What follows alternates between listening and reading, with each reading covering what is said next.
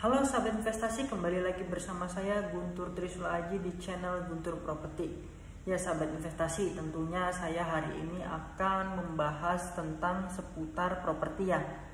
Yang salah satunya adalah kita akan membahas tentang bagaimana sih langkah-langkah mengambil KPR komersil agar Bapak Ibu bisa di ACC 100%. Nah yang pertama, jika Bapak Ibu sudah memilih perumahan yang Bapak Ibu suka nih, langkah selanjutnya adalah Bapak Ibu booking fee unitnya. Yaitu pasti ya, booking fee juga bervariasi, beda perumahan, beda booking fee. Ada yang menerapkan booking fee 5 juta, ada yang menerapkan booking fee 3 juta, ada yang menerapkan booking fee 10 juta dan 20 juta. Itu yang pertama. Yang kedua adalah Bapak Ibu akan cicil DP namanya. Nah cicil DP itu di developer juga beda-beda ya. Ada yang cicil DP-nya bisa 3 kali, 5 kali, atau 8 kali. Itu tergantung dari seberapa lama unit itu dibangun. Nah ketika unitnya masih inden ya, biasanya Bapak Ibu ya, kalau unitnya masih inden 2 tahun, biasanya DP itu bisa dicicil bahkan sampai 12 bulan. Oke, setelah Bapak Ibu mencicil, kemudian datanglah ya proses KPR namanya. Proses KPR tiba. Nah mantep ya. Proses KPR tiba, yang perlu Bapak Ibu perhatikan adalah berkas-berkas kelengkapan dokumen. Salah satunya nih misalnya kita dokumen pekerjaan ya. Yang pertama, Bapak Ibu itu harus mempunyai SK, surat keterangan kerja. Nah surat keterangan kerja itu minimal kontraknya 2 tahun ya. Kalau karyawan kontrak minimal kontrak 2 tahun di perusahaan tersebut ya. Karena kalau kurang dari 2 tahun ya, itu peluang ACC itu kecil sekali ya Bapak Ibu ya. Kemudian kalau sudah karyawan tetap boleh ya, karyawan tetap sangat bagus sekali, dan minimal kerja itu 1 tahun karyawan tetap ya. Oke, sampai sini Bapak Ibu sudah paham. Kemudian berkas selanjutnya adalah slip gaji Bapak Ibu.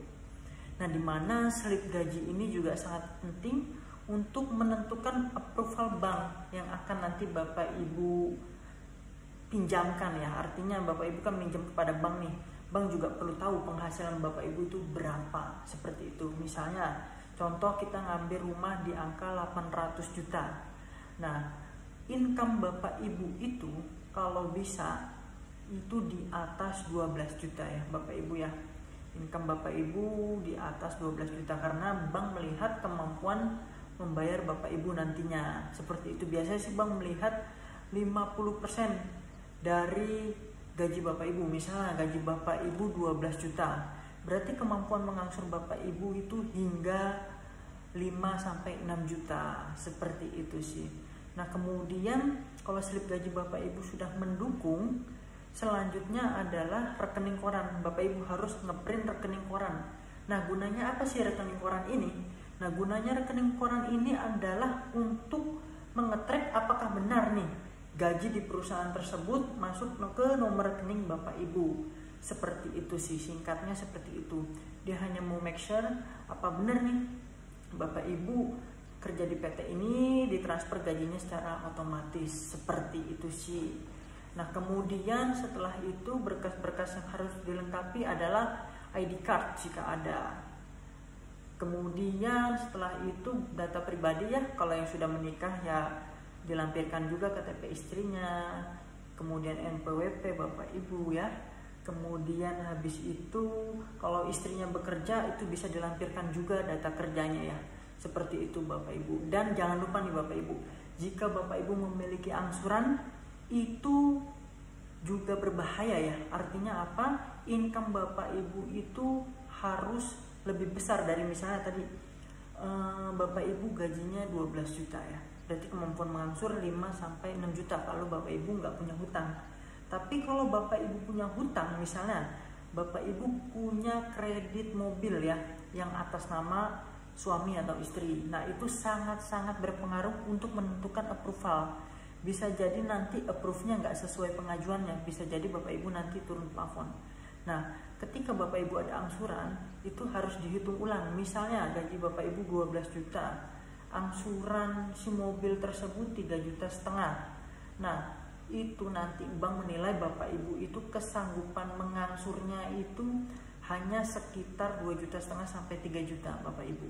Jadi itu peluang ACC itu tidak ada, saya jamin tidak ada, karena Bapak Ibu sedang mengangsur mobil tersebut. Kecuali ya lain hal kalau unit mobil Bapak Ibu sebulan atau 2 bulan lagi sudah lunas, itu masih bisa dipertimbangkan. Tapi kalau masih angsuran Bapak Ibu setahun 2 tahun angsuran mobilnya, itu juga sangat berpengaruh ya. Income Bapak Ibu harus lebih tinggi, seperti itu. Nah kemudian setelah berkas semua selesai ya, Bapak Ibu kumpulkan ya kayak tadi saya sebutkan ya, KTP, NPWP, data pribadi, SK kerja, kemudian slip gaji, rekening koran, kemudian ID card jika ada. Nah selanjutnya adalah berkas tersebut adalah naik ke pihak bank. Setelah naik ke pihak bank, Bapak Ibu akan diwawancara ya oleh pihak bank. Diwawancaranya salah satunya adalah ditanya, apa benar Bapak Ibu kerja di perusahaan A? Itu yang pertama. Yang kedua ditanya lagi, apa benar Bapak Ibu karyawan tetap? Dan ditanya lagi sudah berapa lama gitu. Nah kemudian biasanya yang akan ditelepon ya selain Bapak Ibu, akan ditelepon nomor keluarga terdekat yang bisa dihubungi ya. Keluarga terdekat yang bisa dihubungi biasanya itu harus dicantumkan nomornya ya Bapak Ibu ya. Nah itu harus terhubung juga, karena saya pastikan orang bank akan nelpon orang terdekat itu. Nah orang terdekat itu juga gunanya untuk apa sih? Amit-amit Bapak Ibu misalnya angsurannya telat, nanti orang bank itu akan kedepannya nelpon ke nomor tersebut, seperti itu. Nah ketika pengajuan approval ke bank ya, pada saat wawancara nanti saudara terdekat Bapak Ibu akan ditelepon dan ditanya hal yang sama, yaitu apa benar ini saudara Bapak Ibu ya. Saudara Bapak Ibu harus menjawab iya benar, seperti itu. Nah kemudian ditanya juga biasanya perusahaannya, apa benar Bapak atau Ibu A bekerja di perusahaan ini, bekerja di PT ini. Nah itu jawabannya harus sinkron ya, sama Bapak Ibu harus sinkron jawabannya, jangan sampai salah. Nah kemudian peluang yang satu lagi adalah yang akan ditelepon adalah HRD atau nomor yang tercantum di SK kerja biasanya ya. Di SK kerja kan ada nomor di atasnya biasanya. Nah itu juga akan ditelepon, dikonfirmasi apakah benar Bapak Ibu kerja di sana dan sudah berapa lama, seperti itu akan dikonfirmasi. Oke, jika jawabannya sinkron, saya pastikan proses KPR Bapak Ibu berjalan dengan lancar dan di ACC 100%. Seperti itu sih kurang lebih. Nah mungkin teman-teman jangan bingung lagi ya. Jadi yang tadi hitungannya adalah proses KPR supaya bisa di ACC adalah yang pertama gaji mencukupi ya, 50% dari angsuran. Oke, dan Bapak Ibu diusahakan jangan ada angsuran mobil atau apapun ya. Nah kemudian setelah itu jangan lupa HRD-nya juga dikoordinasi kalau Bapak Ibu sedang membeli rumah di suatu tempat, seperti itu. Jadi jangan sampai HRD nggak dikoordinasi, karena ada beberapa kejadian ya teman-teman ya, yang konsumen tidak koordinasi dengan HRD-nya sehingga HRD-nya nggak tahu, HRD-nya baru, ternyata jawabnya asal-asalan.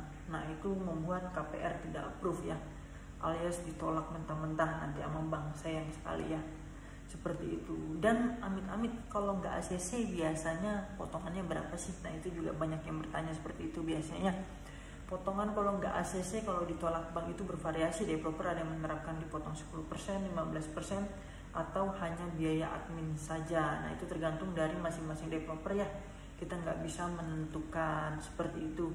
Dan yang paling parah adalah KPR kenapa bisa ditolak biasanya adalah karena BI checking.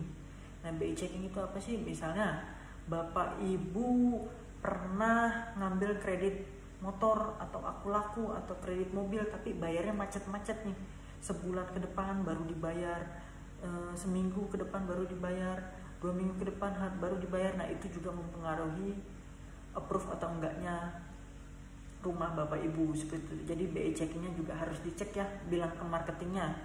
Biasanya pengecekan itu gratis ya teman-teman ya, pengecekan itu gratis. Coba tanya ke marketing Bapak Ibu, bener nggak BI checking Bapak Ibu bagus atau ada kendala. Kalau Bapak Ibu udah yakin bagus ya udah nggak usah dicek, nggak masalah.